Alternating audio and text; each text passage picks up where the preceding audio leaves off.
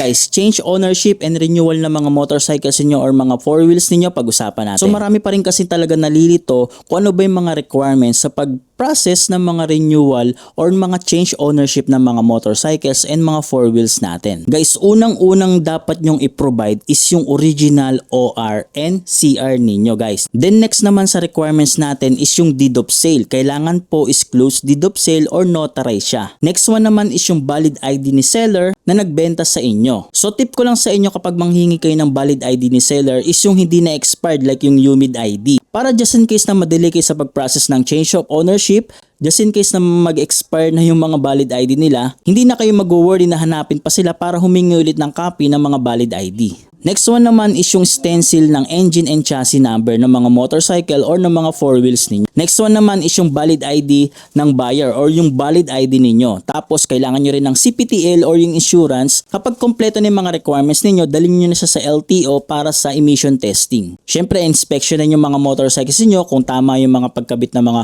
side mirror and mga mini driving lights niyo kung tama yung mga pagkabit niya. Tapos yung mga bawal, syempre yung mga dual horn, tapos yung mga maiingay na pipe.